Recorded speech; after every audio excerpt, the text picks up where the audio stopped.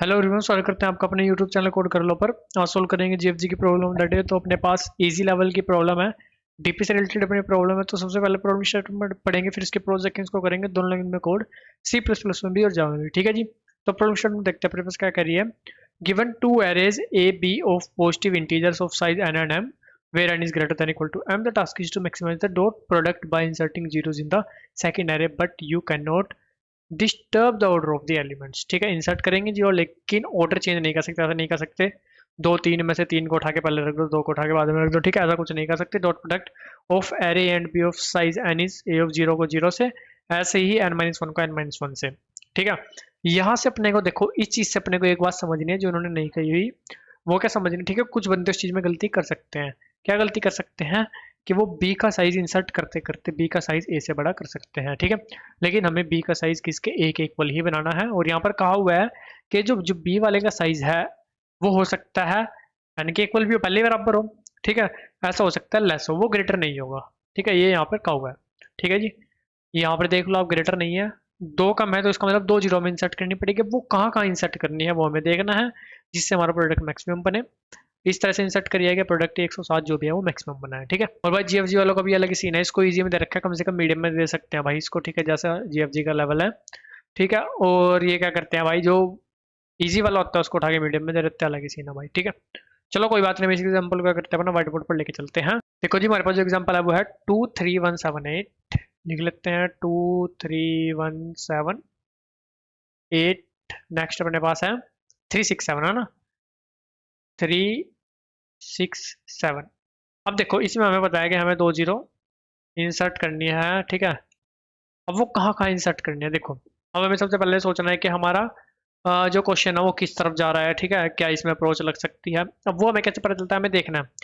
अब हमें नहीं पता हम कहाँ इंसर्ट कर सकते हैं, तो हम क्या करेंगे, अपना वही सिस्टम लगाएंगे कि यहाँ पर इंसर्ट कर भी सकते हैं, यहाँ पर इंसर्ट नहीं भी कर सकते। अगर मैं इसको यहाँ पर इंसर्ट करता हूँ, इसका मतलब मैं दो को जीरो से मल्टीप्लाई कर रहा हूँ, दो को जीरो से मल्टीप्लाई कर रहा हूँ, इसका मतलब डॉट प्रोडक्ट में कोई कंट्रीब्यूशन नहीं होने वाला है दो का। ठीक है, कोई कंट्रीब्यूशन नहीं होने वाला है, तो हाँ, इसको मान सकते हैं कि एक तरह से मैं इसको छोड़ ही रहा हूँ। ठीक है, सिंपल सी बात है। अगर मैं इसको छोड़ रहा हूँ, अब देखो एक पॉइंटर मेरा यहाँ पर है, एक पॉइंटर यहाँ पर है, डॉट प्रोडक्ट निकालना है मेरे को। ठीक है, दोनों पर एक एक पॉइंटर रखना होगा।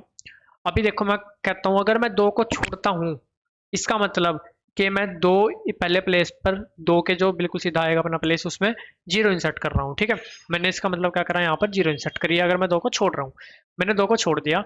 अब अगर मैं दो को छोड़ रहा हूँ, इसका मतलब इससे मैं इंक्रीज नहीं होऊंगा, मैं सिर्फ इससे इंक्रीज होऊंगा। ठीक है, ऊपर वाले एरे में से मैंने एक को छोड़ा है, तीन और तीन आ गया। ठीक है, तीन और तीन आ गया, मैं मान लेते हैं मैं इनको ले रहा हूँ। अगर ले रहा हूँ, इसको मल्टीप्लाई करूंगा, नो अपना आंसर में ऐड करूंगा, बिल्कुल सिंपल। फिर मेरा अब दोनों पॉइंटर ऐड होंगे क्योंकि मल्टीप्लाई मैंने ऐड कर दिया डॉट प्रोडक्ट में। ठीक है, उसके बाद मैंने क्या करा, अपना वन और छः। अब मेरे पास फिर ऑप्शन है कि मैं वन को ले भी सकता हूँ, वन को छोड़ भी सकता हूँ। ठीक है, वन को मैं सिंपल क्या करूंगा, अपना मान लेते हैं छोड़ देते हैं। अगर वन को छोड़ देते हैं, वो क्या इंडिकेट करता है कि जीरो थ्री जीरो, यहाँ पर मैंने एक जीरो इंसर्ट करिए, छः पर एक पॉइंटर है। वन वाले को अगर मैंने छोड़ दिया तो कोई कंट्रीब्यूशन नहीं होगा, क्योंकि वो मल्टीप्लाई हो जाएगा अपना जीरो से। ठीक है, तो इसको छोड़ के आगे चल दिए।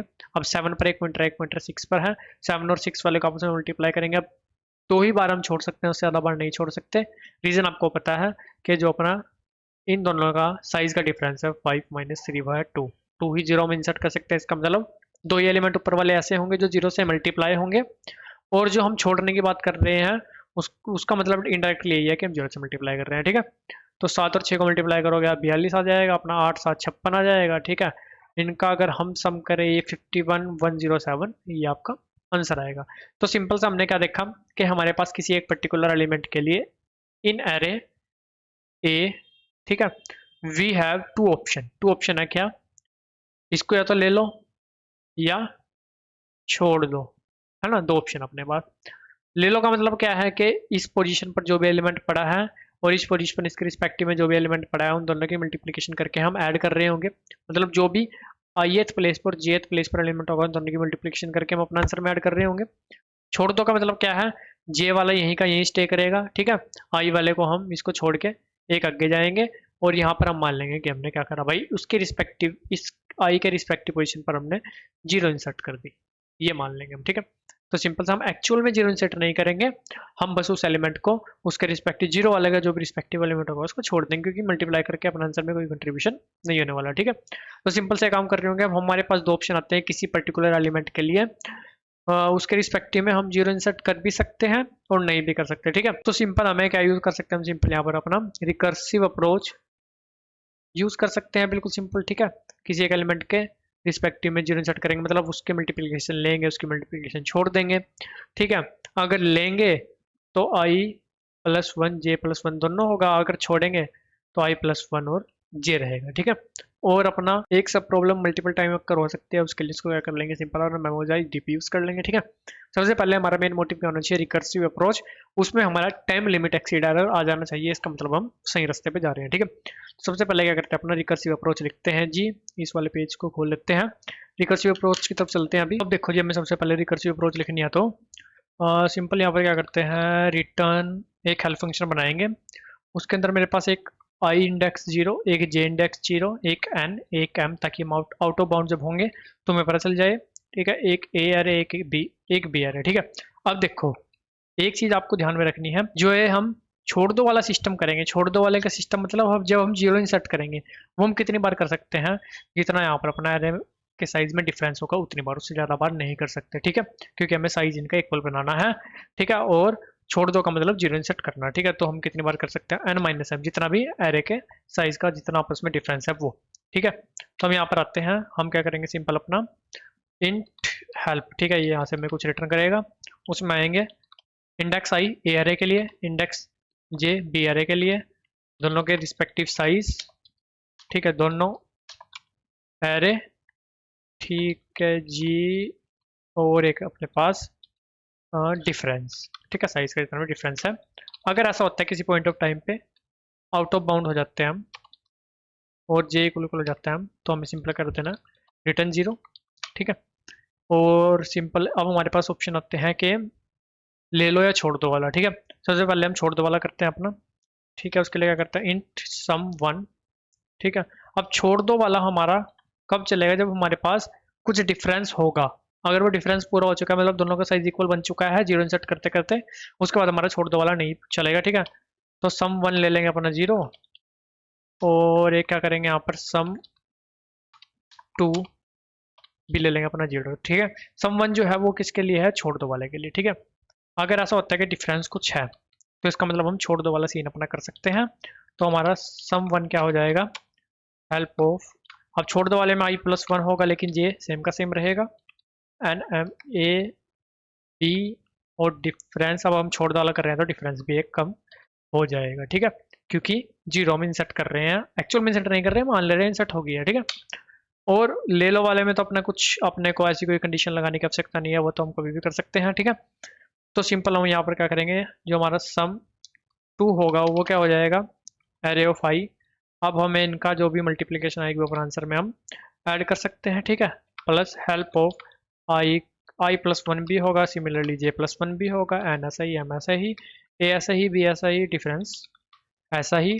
लास्ट में अपना जो रिटर्न होगा वो क्या रिटर्न होगा, मैक्सिमम ऑफ, जो भी दोनों केस में अपना मैक्सिमम आंसर आया होगा वो रिटर्न हो जाएगा, ठीक है। अभी एक बार चेक करके देखते हैं कि अपना टाइम लिमिट एक्सीड एरर आ रहा है कि नहीं।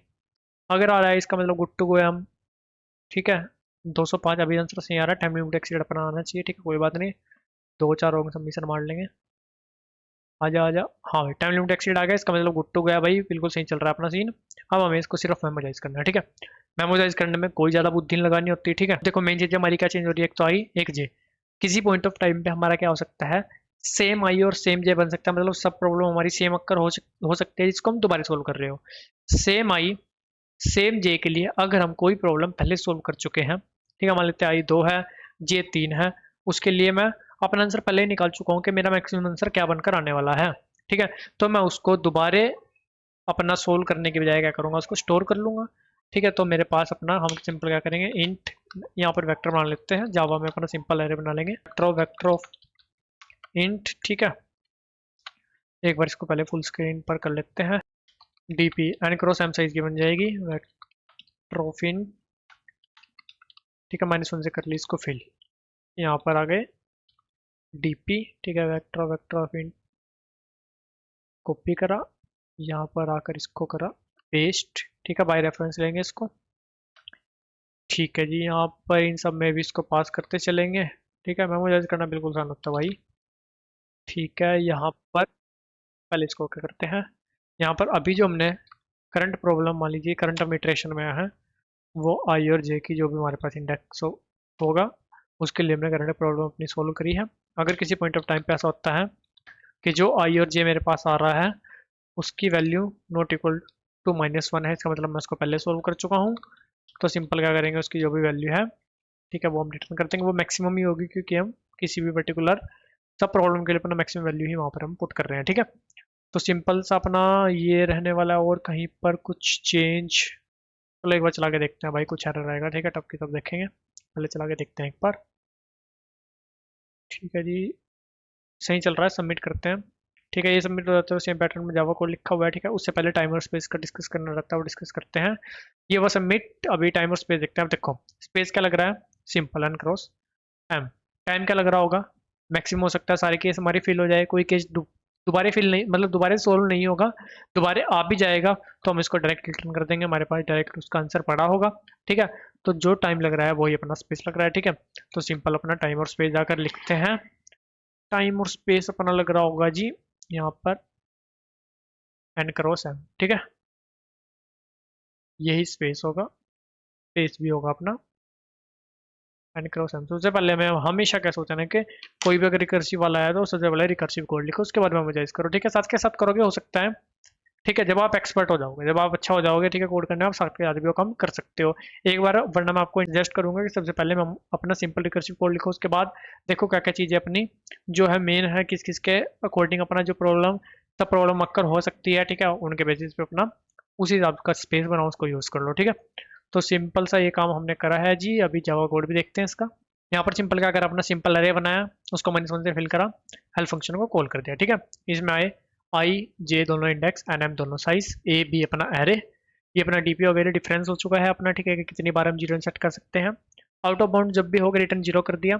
सब प्रॉब्लम आती है उसको सोल्व कर चुके हैं, तो उसका जो भी वैल्यू हमने स्टोर करके रखी हुई है वो रिटर्न कर दी, ठीक है।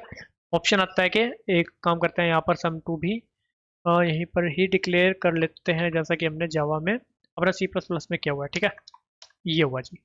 अब जब हमारा डिफरेंस अगर नॉट इक्वल टू जीरो है, इसका मतलब हम जीरो इंसर्ट कर सकते हैं, तो इंसर्ट करने वाला केस ले लिया हमने, ठीक है। वरना फिर अपना ए ऑफ आई और बी ऑफ जे को मल्टीप्लाई करके उसको ऐड करने वाला केस, मतलब ये ले लो वाला हो गया और ये छोड़ दो वाला केस हो गया, ठीक है। और दोनों में से जो भी मैक्सिमम आएगा वो करंट सब प्रॉब्लम जो भी हमारे पास है उसके लिए डीपी में पुट कर दिया, उसको ही रिटर्न कर दिया। इसको भी आपको एक बार सबमिट करके दिखा देता हूँ, ये अपना सबमिट हो जाएगा। और गाइस दोनों कोड का जो लिंक है आपको डिस्क्रिप्शन में मिल जाएगा। किसी प्रकार का डाउट है तो कमेंट सेक्शन में पूछ सकते हो, अपने लिंक्डइन इंस्टाग्राम का लिंक भी मिल रहा होगा, जाओ तो वहाँ जाकर भी कनेक्ट कर सकते हो। वीडियो अच्छी लगे तो लाइक सब्सक्राइब भी कर सकते हो। मिलते हैं आपसे अगली वीडियो में, तब तक के लिए धन्यवाद।